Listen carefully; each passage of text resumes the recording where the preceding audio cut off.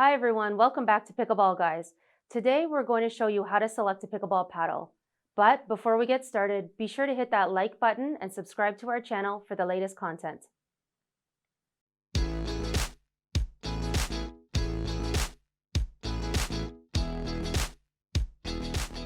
With so many paddles on the market, choosing one that best fits your game can be a difficult task. Although there are many factors to consider, we suggest that you focus on three main points: size, weight, and price point. Something you'll notice when looking for a paddle is that there's a wide range of shapes.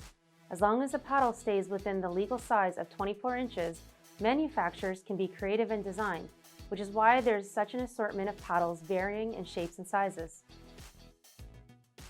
A traditional shaped paddle is about 8 inches wide and 15 inches long, including the 5-inch long handle. The traditional shape is appealing to many players due to the balance of maneuverability and reach. In terms of shape though, this paddle, for example, while it fits within the traditional size measurements, the diamond shape is unique and was designed to give the paddle an aerodynamic feature. There's also oversized paddles that can be wider or longer than the traditional shape. This one in particular has a wider body that exceeds 8 inches. Notice though that this paddle compensates for the width by taking away from the length, especially noticeable in the handle. But it still fits within a total of 24 inches. A wide body paddle is particularly appealing for players who rely on the paddle to make contact with the ball, often having less maneuverability in the hands. Another example of an oversized paddle is this elongated paddle. This one is great for players who have a naturally shorter reach or cannot bend down as easily when going for a low bouncing ball.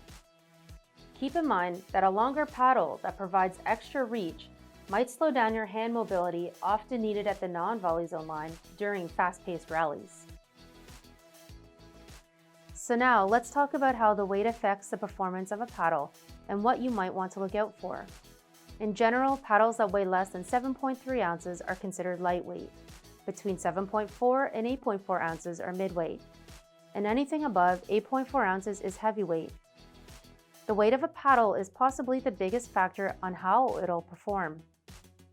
All other factors being equal, a heavier paddle will always provide more power for the player and be more stable upon contact. However, what a lighter paddle lacks in power, it makes up for in maneuverability. Finding a paddle that is easy for you to swing, heavy enough to provide enough power and stability, and finally is maneuverable enough for fast rallies at the non-volley zone line requires finding the right balance of weight and size for your game. Let's take a look at the cost of pickleball paddles on today's market. You can find paddles with a price tag of $50 up to $300. So why is there such a wide range of prices? There's many factors such as paddle face material, paddle core technology, and some paddles are geared towards the recreational player, whereas other paddles are designed for the advanced player. Be on the lookout for a future video on paddle composition. There are plenty of considerations to think about when selecting a new pickleball paddle, but our advice is to keep it simple and focus on three main factors: weight, size, and price point. I hope this video has been helpful for you. See you next time.